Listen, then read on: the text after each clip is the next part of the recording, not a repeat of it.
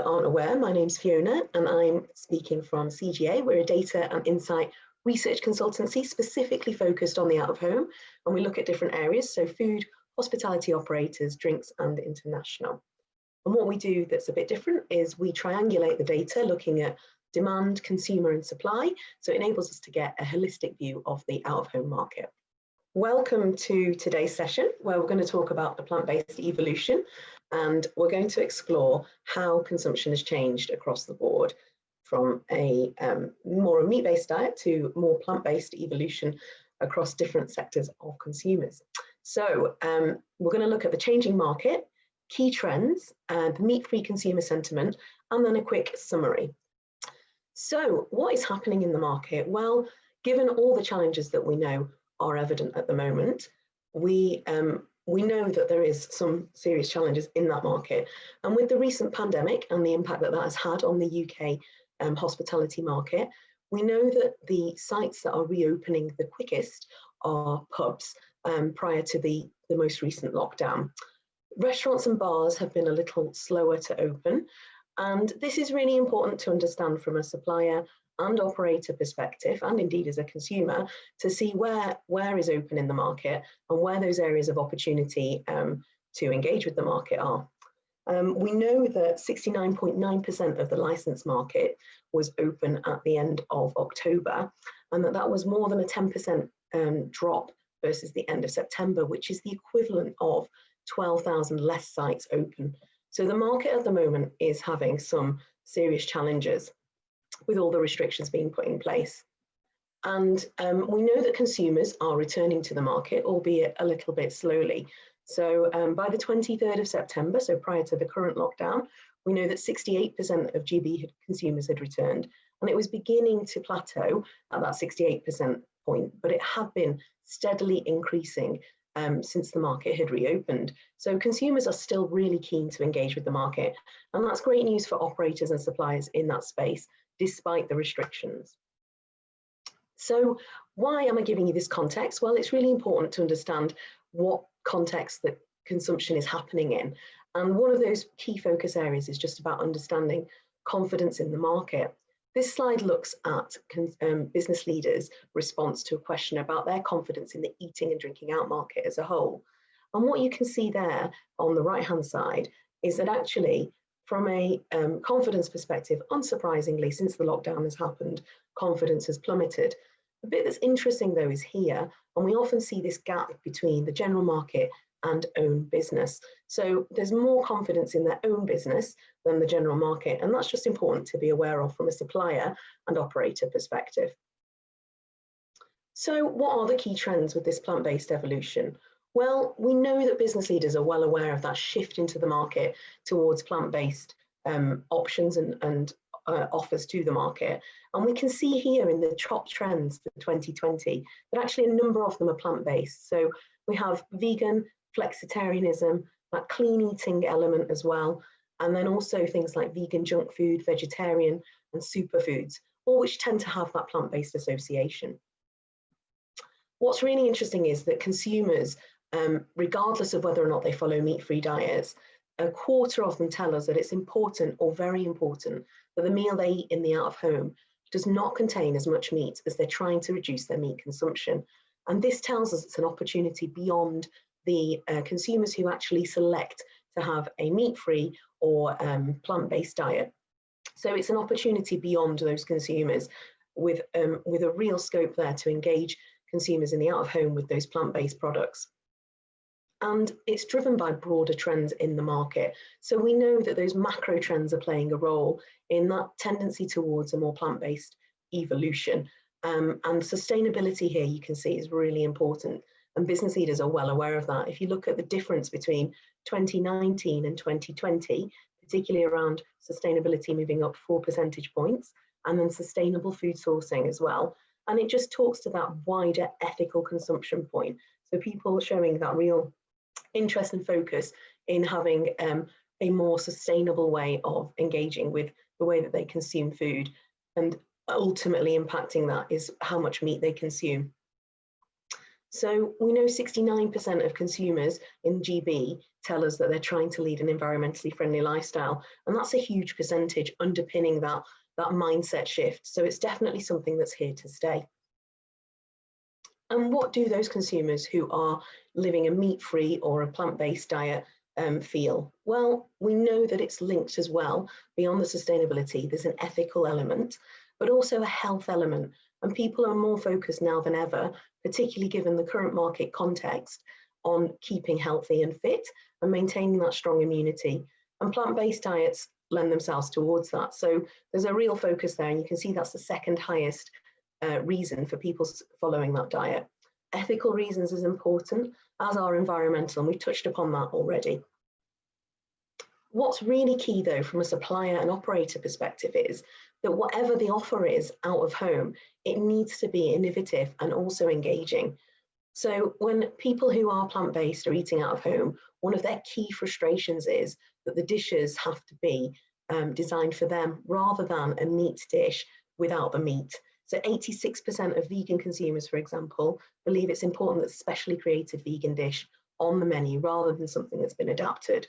And that's a real opportunity to engage with those consumers that are eating from a plant-based perspective. It's a really big frustration, and what you can see there are the other frustrations that are out there.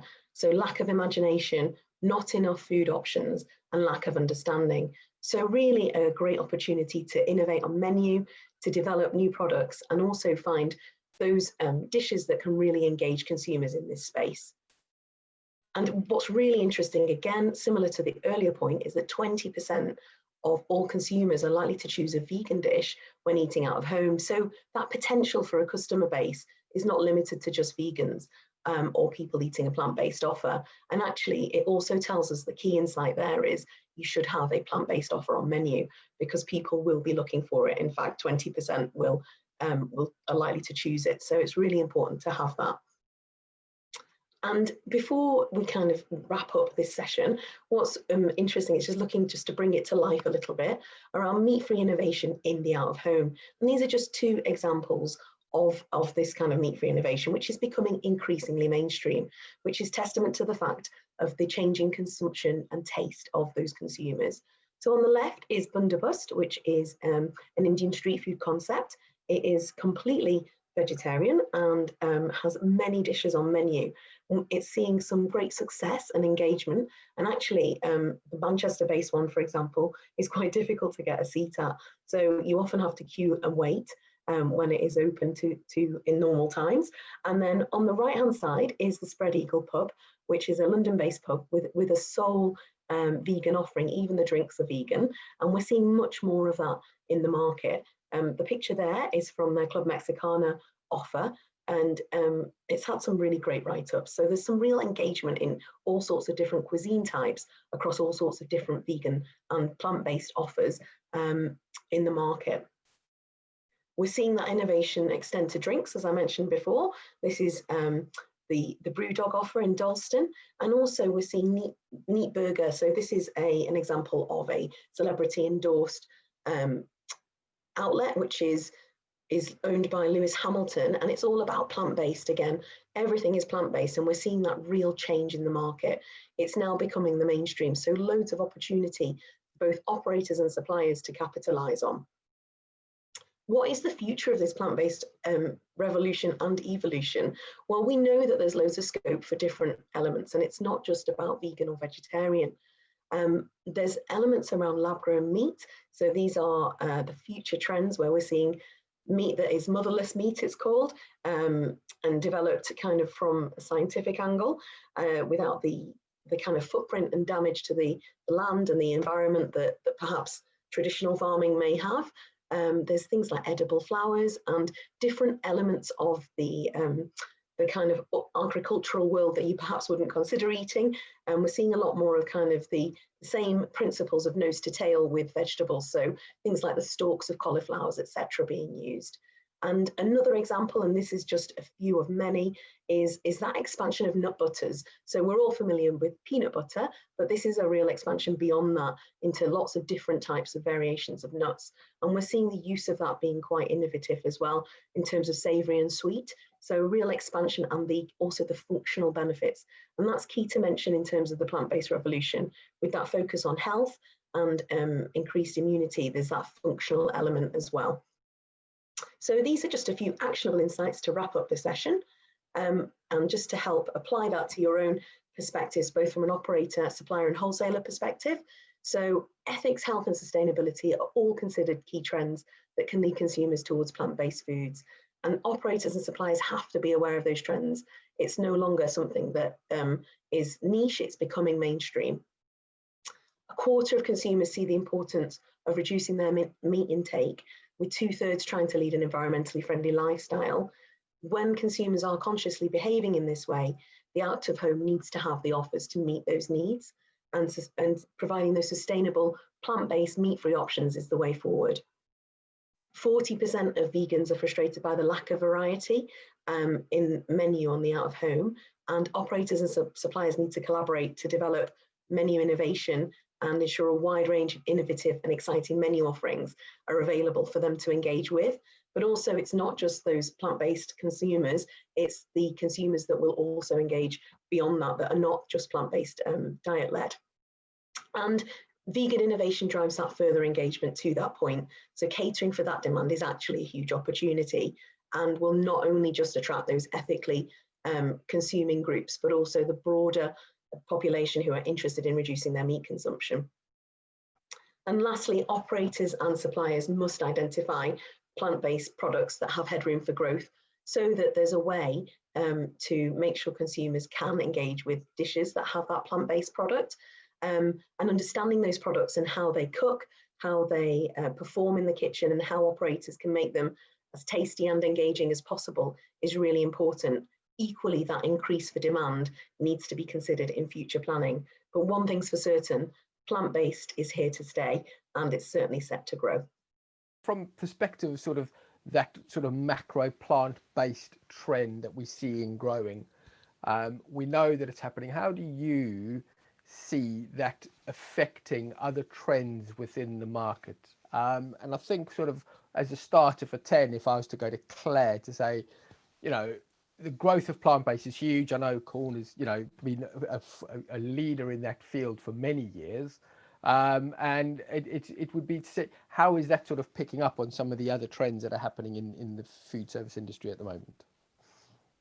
Yeah, I think what's really great about it is it actually does interact with other trends, so it doesn't necessarily sit as an outsider.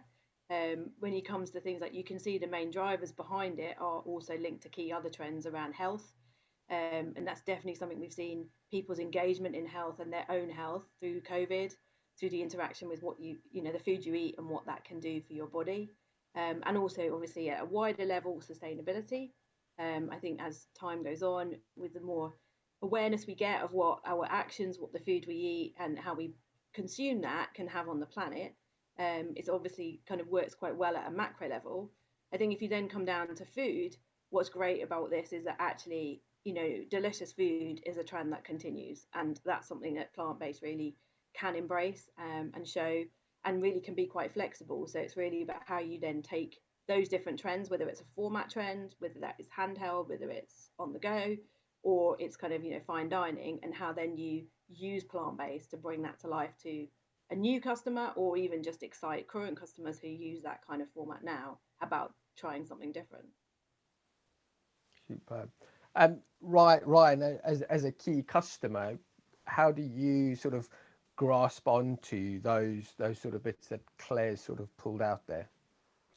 Yeah, Claire was spot on. I think for us at Compass, it's about getting these products into our BAU very, very quickly, because actually only 1% of the global population are vegans. The rest are flexitarians, people that, you know, they're changing it for their diet, or they're changing it from a sustainability point of view. So certainly, you know, millennials, generation Z and Y, that's what they're looking for. So we try and integrate that into what we do as standard practice We find that's really, really important. We don't want to label things vegan. We just want food on our counters that's there because it tastes really, really good. I think that is the fundamental. We don't want something there that just ticks a box. That holds no place in our business.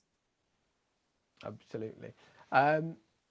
Alex, just bearing in mind what Ryan has brought to life there with regard to the limited number of strict vegetarians or strict vegans, but actually that move towards a wider berth of people who are consuming. How are the guys at sort of Unilever sort of bringing that on board with some of the stuff that you guys are doing? I totally agree with everything that's been said so far, because the trends really, they speak about, and it's not just a move towards plant-based, it's a move towards global cuisines. And there are some global cuisines that really are inherently vegetarian or vegan at their heart. And they're the ones where, as Ryan puts it, they're not just there on the counter because, hey, they tick a box. They're there because they taste great and they really do deliver. So I think it's about picking out those key trends to help amplify the plant-based message, because I think we're all in agreement here. If it doesn't taste good, no one's going to buy it. And fundamentally, that's really what matters, is great flavor, great food. And then it's plant-based is that final tick on the box. So from a Unilever point of view, what we're working on is to make sure that there is accessible products that people recognize that taste great. And that's a fundamental key to food and eating, is enjoyment. Absolutely.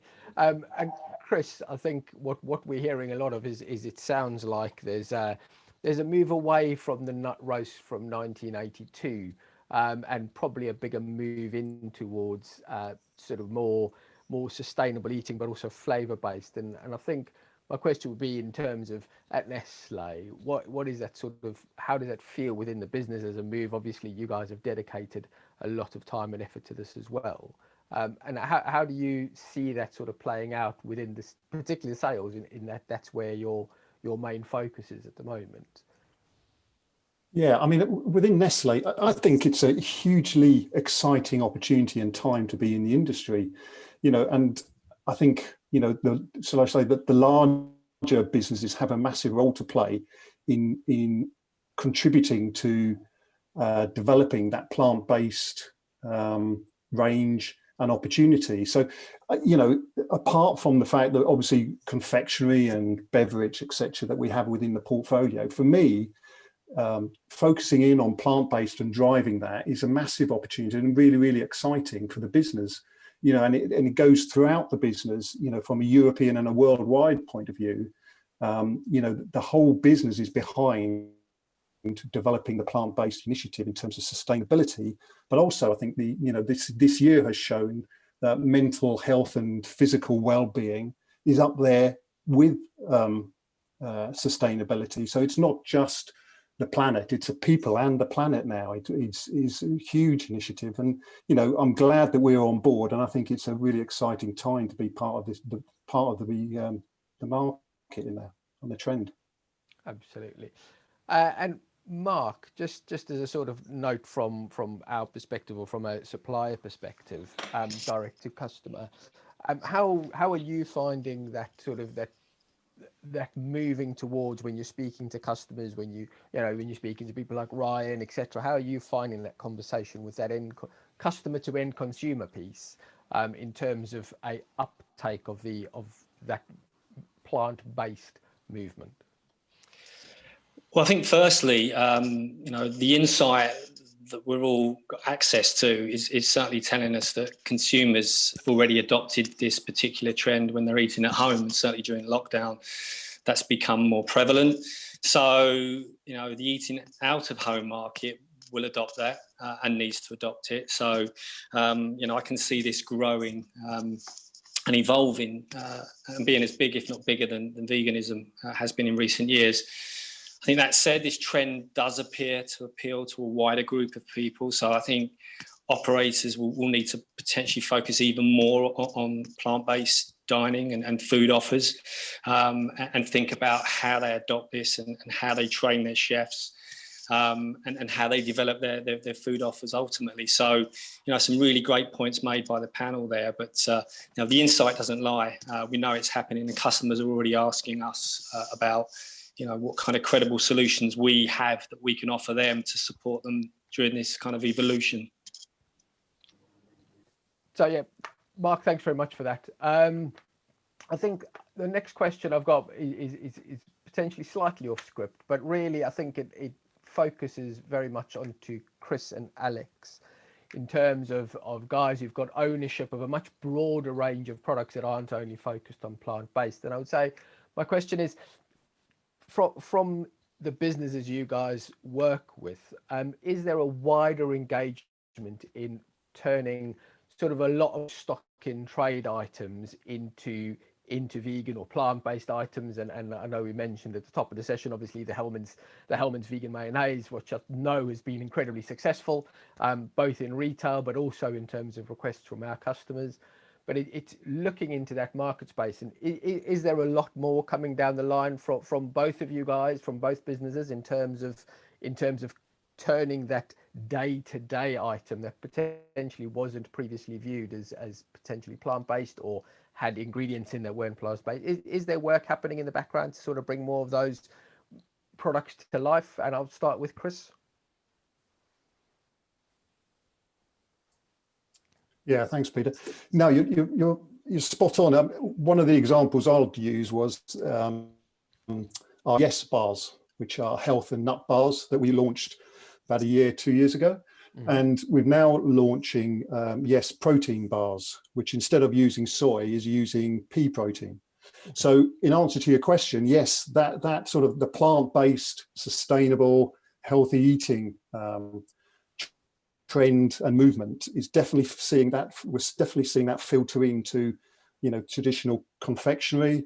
And I know the beverage teams are well on their way in terms of latte, oat derivatives with our lattes and our specialities. So you're starting to see that plant-based phenomenon moving into what are traditional, well-established categories.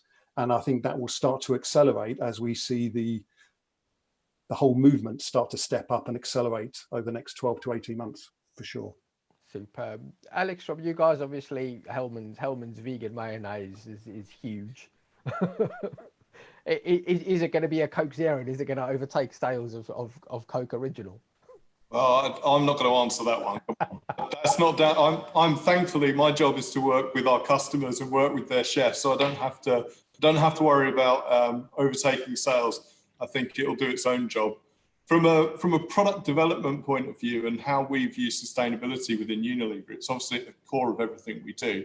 So no matter where we start now, it's almost become, whereas 3 years ago you'd say, what allergens does it contain? And that sort of become, is it allergen free as the base of any product development? It's become, is it vegan/vegetarian? As an opening question, whenever we're looking at any product development, is that, you know, are we fit for purpose? Are we thinking about the future? Because it's so important that as we talk about brands with purpose, we have Nor's Future 50 campaign, which is all about increasing diversity and agro-diversity and introducing new plants and new items to the menu. We should be looking then as a total brand at what we're developing and how that lands. We've got a fantastic gravy product that's vegan, vegetarian, no allergens to declare, but it tastes amazing. And as I said at the beginning, for me, we start with those key questions. Is it allergen free? Is it vegetarian, vegan? Does it taste good? So there are cores that we work to, and that's why, you know, hopefully we'll see Hellmann's vegan mayonnaise at #1. But yeah, it's a core as to what we do and how we approach things. Fantastic. And I think, Mark, I would ask, you know, is that a similar approach to the way we're approaching things within Breaks itself, within our own business? Yeah, absolutely. I mean, certainly working really closely with suppliers like Unilever and Quorn is important. You know, the coal face, and they're developing some fantastic products. what we need to do, obviously, and what we are doing is creating bespoke and tailored solutions to our customers via our chefs team. So it's taking the insight from obviously people like CGA, but obviously our suppliers, listening to our customers and in working with these amazing products to make life less stressful for our customers. They've gone through a lot, certainly in the last sort of 6 to 7 months. So yet again, there's another trend that's coming along. And listen, some chefs will embrace it. People like Ryan have embraced it and his team. Others will struggle and others will need more support. So it's really important that we as a supplier to our customers and to chefs, support them in the way that they feel like we understand this plant-based evolution and we can offer really good, tangible solutions.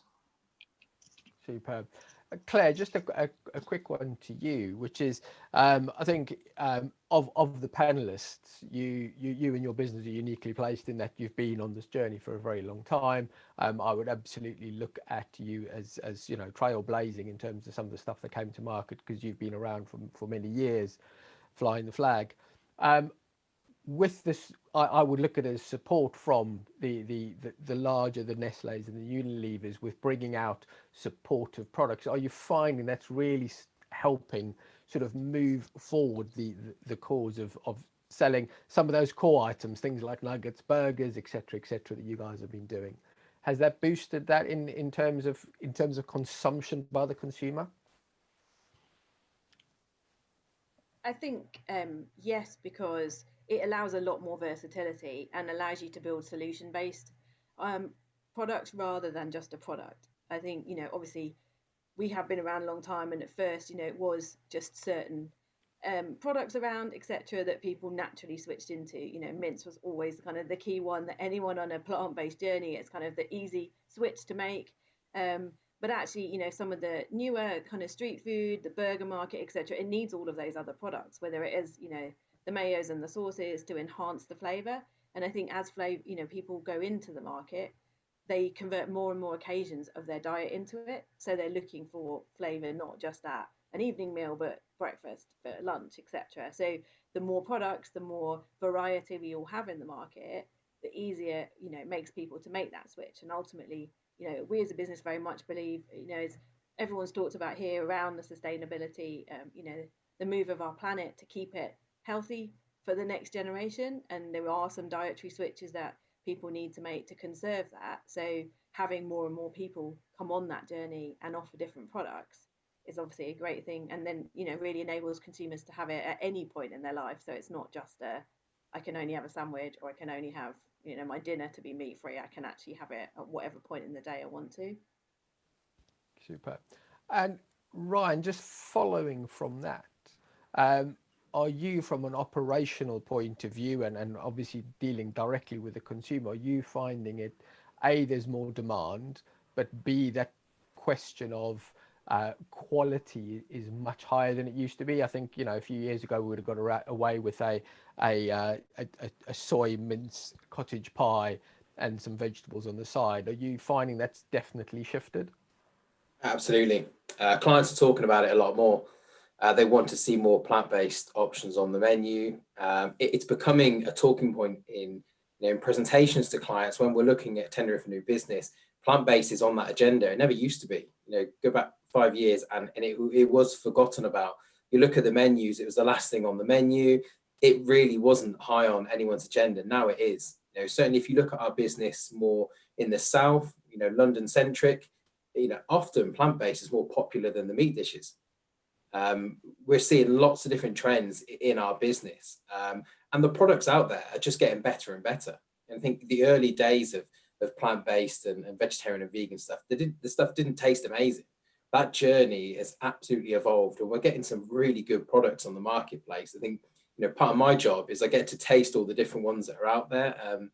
So we're able then to have a much better range of dishes on the menu that we can really stand by, because they taste fantastic. And now we can start looking at the sustainability of those products as well, and looking at actually what makes up those plant-based products. But for me, the real education is training our people. That's the most important thing. I think back when I was first started out as a chef, I was over working in France. A vegetarian was a plate of chips. that's what a vegetarian got. You know, look at that now. And you know, the plant-based restaurants in France, they've come on a journey, and that's the key thing. We need to train our people in the right way, because for a lot of them, it's just not what they do, is it? It's not what they've been trained. Absolutely. And in terms of that training, is there specific stuff you're doing within your business to kind of keep that education high? You know, are you focusing on it in a specific way? Yeah, we're going to put, from January, we're going to put every single one of our chefs through a plant-based academy. So we've identified that actually, for some of our chefs, this is a weaker area of their kind of culinary repertoire. And you know, when I was at college, you didn't get trained in plant-based cooking. It didn't exist. Therefore, we feel it's an opportunity to bring them up to a certain level with that plant-based training. So it's a bold move. It's a bold move, especially in COVID times. It's very difficult to get a lot of chefs in a room and be able to train them. So we need to do these things online, but it's fundamental for us as a business to go on that journey. And you know, we have to evolve. This is a fabulous industry that we're all in, but it's one that evolves all the time. And if we don't evolve with it, then we just get left behind. So it's so important that we take those chefs on a journey. I mean, I've got some chefs that, you know, are at your rest for 30 plus years. And now we're teaching them to cook with vegetables, or we're bringing this, you know, product, you know, some of the Nestle stuff, the Garden Gourmet, we're teaching them to cook with this, and they've never even seen it before. And we're taking them on that journey. So it's one that we're going to embrace, and hopefully we come out of this in the next few months with a stronger pool of chefs. That sounds really incredible. Just Claire, I could almost ask the question of you, but in your business, it's so intrinsic and it's so within the lifeblood of what you do at Corn. I'm going to pass the question on possibly to Alex, and then to Chris, just in terms of the work you are doing with regard to training internally and really bringing that plant-based message up and to the fore. Is there anything you're doing within Unilever to sort of really boost that?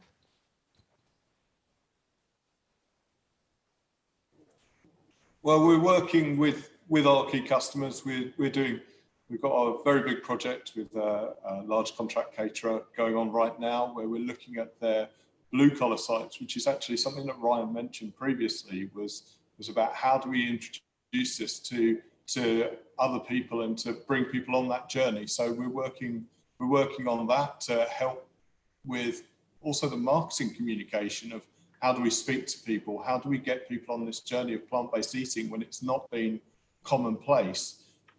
So that's a really important move that we're making, and we're supporting them with videos, with inspiration, with cooking, as Ryan's also said, remotely. It's less now of the face-to-face and more of video inspiration and supporting them. But we're also working with smaller customers. Yeah, the consumers have got such a voice now that we did some research on menu engineering post-lockdown and looking at what was on the menu offers. And what was really important was making sure that all requirements were being met, because people were reducing the size of their menus and focusing on, say, their core dishes, and forgetting that there is this trend, and it isn't just a trend and a blip. It's something that is intrinsically there now. People expect to see it. Absolutely. Sure that their customers can see that they've got the right options available to them, and keeping customers coming in their doors, because fundamentally right now everyone's at the same point where we're struggling for customers. Post lockdown or reopening, we're going to be at a point where doors open. Are there going to be reduced menus? What's it going to look like? No one knows. So with those reduced menus, we've got to keep in mind plant-based eating and driving people through their doors. So making sure that they've got the education and support that's there. So we'll be releasing some new recipes and some videos to help support the smaller operators as well. Echoing what Ryan and Alex had already talked around inspiring people both internally. We have kind of moved ourselves very much digital over COVID, in terms of ensuring that people can access everything from wherever they are. So again, used our website to create hubs for people, for both our education customers and also for eating out, in terms of inspiration, trends, etc. we've seen coming out, ways to adapt as well. So, delivery, how can we adapt our products to fit into that model? And also how can we use the versatility of a product? And I think that's going to become quite important. So a lot of what we're trying to look at is how you can use products in different ways to create different solutions. So again, avoiding complexity. I think, we know that, as Alex, you talked about, people coming back with reduced menus and reduced potentially operationally capabilities. So how can we help in terms of ensuring that there are solutions, particularly around plant-based, vegan, etc., where sometimes the same cooking methodology can't be used necessarily across that and the meat equivalent. So really sort of focusing in on that.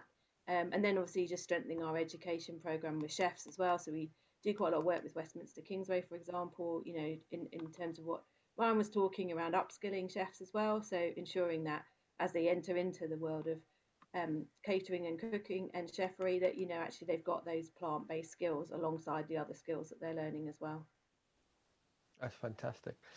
Fiona, I just wanted to ask a question out to you based on everything the guys have spoken about, because obviously they're doing a lot of, shall we say, food service education, but also from the platforms that both Chris, Alex and Claire have all spoken about, reaching out to consumers as well. Is there, and I know you touched on it through the insight you gave us, but is there this real sort of high demand for consumers wanting to know more about plant-based? Yeah, absolutely. I think it's really important to know from the data that we know that 56% of consumers say it's really important for them to be able to try new food trends, and that's really important. And with that comes the education piece. So we always talk about sharing that education and information with consumers. And one of the kind of forums for that, or the mediums for that, is the websites associated with the operators and the suppliers, particularly if the product's named on menu, but often it's not. And so the operator kind of medium of their website is a really important vehicle for suppliers to get that education across around the plant-based products. And consumers are even more focused now on the kind of sourcing of the product and where it comes from. And that's where plant-based has got a really strong story to share, and a really positive story to share as well. That's superb. Ryan, just Fiona's mentioned the kind of the development of the brands and the names. Is that something from a client and from a consumer basis? And Mark, I'll ask you this question as well. Is there something from a client and consumer basis where those brands are becoming more recognized, or are consumers more focused on what the physical item is? Does that make sense? In some ways, yes. I think, Quorn is a very recognizable brand, isn't it? It's been in the marketplace for a long time. So people see it when they go into the supermarket, and then if they see it in the workplace as well, they kind of resonate with that. And people are creatures of habit, aren't they? They like to have the same things, which, when we spoke about kind of, when Alex spoke about blue collar, that's a big area of focus on us. You need to try and break that that mentality and that, wanting to eat the same things day in, day out. So in some cases, yes, I think brand is important, but in others, I think it's about the quality of the food and what they're putting. So that brand could be done in a different way. So, people expect to see a curry on the counter on particular days, certainly in blue collar. And what we've tried to do is do little taste tests and get them to try it with maybe another product in there and see if they can tell the difference of trying to, do it in a different way. That we're changing that perception of what plant-based is. That, you ask some people in a blue collar, what is plant-based? I think it's rabbit food. So trying to change that perception. So yes, brands do make a big difference, but in other cases, not necessarily, certainly in our world. But Mark, the guys you kind of pick up with both from I mean, I think uniquely you probably touch almost every single side of this in terms of supplier, from a manufacturer point of view through our point of view, internal as well as external, as well as end user perspective. What is your kind of feeling about the perception of brand and how consumers feel about that within the industry, or how consumers feel about that when going out?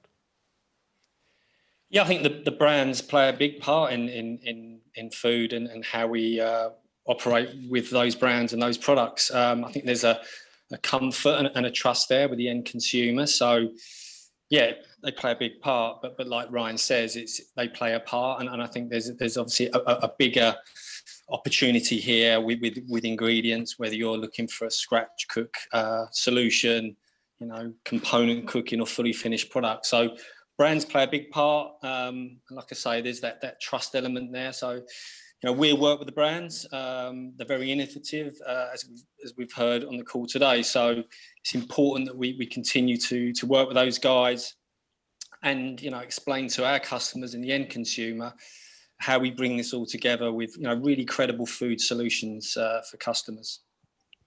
Superb, thanks a lot. Guys, I think, you know, we've covered an awful lot through the last sort of 40 minutes nearly we've been talking, all told, which is fantastic. It has sort of run past quite quickly. And I sort of wanted to start of wrapping up towards the end of the session and just sort of asking really about and starting with potentially Fiona, because there's lots of different perspectives here, but if there were one or two things you could talk to a customer about and just say, right, you know, what are the things you should adopt in terms of plant-based from a restaurant or food service outlet, what would sort of advice would you give from a market insight point of view? If I could start with you, Fiona, just to say, right, you know, what early learnings should chefs adopt to really sort of get this credibly onto their menu from a customer point of view? Yeah, I think one of the key things which I mentioned earlier is around innovation, and it's about being mindful of the types of cuisine that plant-based can fit into, and that's the beauty of plant-based, is that it can go across many different types of cuisine, but it's remembering that customers, so consumers, really want something that is high quality but also tastes great and isn't just the lasagna without the meat or the burger with no burger. They want something that's going to really kind of enhance their experience, give them a great experience, and also give them a great kind of meal, but also something memorable. So it's just important to remember those kind of different types of cuisine and how they can go across the board. And then the second element, I think, is all about kind of the fact that not everybody who is plant-based is necessarily focused solely on health, and there's quite a lot to be said for the kind of indulgence piece as well, and the plant-based product can also meet that requirement, and understanding that yes, some consumers will be focused on health, but actually that kind of premium or indulgent element and occasion is quite important, and people want to go out and engage in the out of home for a treat, and that's really important to remember as well. Thanks so much. Alex, if I could sort of pitch the same question into you in terms of what are the two sort of things you would really encourage chefs to adopt early on and push this forward, given some of the stuff I know, Ryan, I'll come back to you as well, but Ryan's also mentioned sort of the challenges faced by some of his customers. So I think the two things, I totally agree with Fiona, that we spoke to the founder of Veganuary, and he said, just remember, us vegans, we do want to have a great pizza too. We do want to have that amazing burger. We don't want to be left out. So I think it is about that huge piece of engagement, which is, no one sets out in business to alienate a customer, but give them the experience. If you're known for having the best burger, have the best vegan burger, have that option available to you. So I think number one for me is make sure there's availability, because it's so important that you attract as many customers. And also, if you have a vegan diner in your group, you want that person to lead your group to a restaurant. And if they know that you serve great vegan food, I think it's a big plus, and it'll help drive more sales through. Secondly, I think that Brian's mentioned this, but it's education.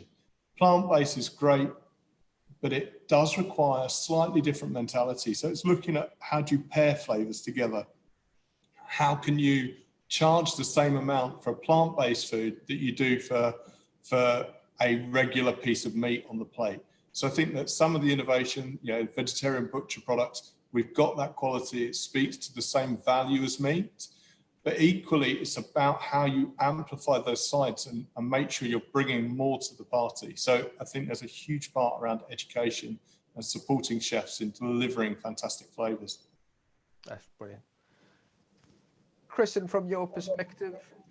From our perspective, and mine in particular, in terms of managing grapes, part of my view on it is work with the route to markets closely, really collaborate with them, because many of the companies here are fortunate enough to have channel teams that will go to the major customers, to the major chains, and develop the menu solutions with them. But there's a whole raft of independent and free trade customers out there that, working with the route to markets, you know, the suppliers can't get to those guys, the free trade, in the numbers. So by partnering up with your route to market, educating those guys, supporting them with information, data, samples, etc., that will get to the free trade and help those. So part of my remit within the Nestle business will be is pushing that, collaborate with the route to markets better and closer and harder to get this out into the trade beyond just the major accounts that we work with. And the other part is talking about, you know, we're talking about healthy, nutritious, quality, consistency and sustainable product. Oh, and it just happens to be vegan as well, rather than the other way around. So I think, you know, I think everybody's mentioned that, but that is really where we're trying to focus. Look at the positives and what it does for health and mental health and and sustainability, and it ticks the box of vegan as well, rather than the other way around. Superb. Thanks very much. Claire, I'm sure you've got loads on this one. Only two things to say. I think firstly is thinking about occasions. I think that as we see the market grow, people want to eat plant food, not just when they're eating out, say for an evening meal, but actually at lunchtime, and even the rise of the brunch and the bottomless brunch. You know, actually, how can you build it into lots of different occasions, not just the kind of more traditional ones? So I think it's really, you know, looking at that as a total offering. So seeing plant-based options as a part of your total menu or your total occasions, you know, whether that's within B&I, you know, again, servings all day, even towards snacking as well. You know, how do we give those solutions to people all of the time, not just on certain occasions? And I think the other one is really just about experimenting. Let's have as much fun with plant-based as we can with other proteins, etc. You know, we've all talked about flavour and delicious, etc. And all of the skills that chefs and caterers have can be put to great use when it comes to plant-based offerings. So actually, you know, don't be frightened to experiment, play with flavour, etc. You know, don't just see it as always being the kind of, we've got to make the easier option for plant-based. Actually, we can, you know, push the boundaries, as Fiona talks about, be innovative and be different. Superb. Mark, I'll almost end with you. I'll finish with Ryan from a customer point of view. What are your thoughts? Yes, so I mean, certainly in terms of chefs and adopting plant-based on their menus, I think the key thing for me is, look, don't overcomplicate this. I think it's about small changes for a bigger, longer term impact for your food offers. Plant-based is primarily low fat, high fiber, vegetable-based diet. So you may need to change the way you think about how you position your meat on your menu. You may have to look at potentially reducing portion sizes. Start to think about building a meal around salads and vegetables, and look at the really good fats, you know, the healthy fats. Start to think about things like including more whole grains on your menu, things like oatmeal, quinoa, buckwheat and barley. I think ultimately, and we've all said this a number of times on the webinar today, the food still needs to look great and taste delicious. You need to offer this choice to your customers. It needs to become part of you and your team's sort of culture when you're creating dishes and menus. It's a planet-friendly way of eating, after all, and I guess we all need to play our part in this one. So that's the key message that I would finish on, Pete. Thanks very much. And Ryan, being the closest to the end consumer and seeing this essentially at the coalface day to day, if you were speaking to a group of chefs, as I'm sure you do on a regular basis, what are those sort of two key things that you absolutely would say, you know, this is a no-brainer, guys? You need to embrace the change. I think that's key, and that comes back to our education piece. we are going on a journey with our chefs. Some of them are on the bus already. Some of them, will be coming on there as part of our training. We need to change. We need to change what we do. I've listened to lots of talks, lots of webinars, and we all know the sustainability part, and meat isn't going to be around in its true form forever. There's not going to be enough. Therefore, we need to do this now, don't we? We need to embrace this change. And from a health and well-being point of view, it's the right thing to do. It's what we do in Urest. We're all about health and well-being. Therefore, we need to put the right food on our plates. If you go to your car and you've got an unleaded car and you put diesel in, it's not going to go very far. And that's the same with our bodies, isn't it? We need to put the right fuel in for us, certainly in a workplace. Our clients need to get the most out of their employees, and that comes down to what we put in there, giving them the right sort of food. So we have to embrace that change. We have to educate. And then from kind of a consumer point of view, I think the wording and how we portray it on the menus and that mindset is crucial. In Urest, we don't call it vegan. We don't call it plant-based. We're not putting anything in neon lights. It's just good food on the counter. That happens to be, we've all mentioned this. It just happens to be plant-based. It's good food. So we've taken all that away. We got that wrong. Last year, we had vegan on everything. As soon as we've changed that wording and looked at that kind of behavioural science around it, sales have increased where we've just dropped it into the menu. So I think that's key. That's key for your customers at breaks when they're putting things on the menus. That's really clever as well. It's more than beyond just the food.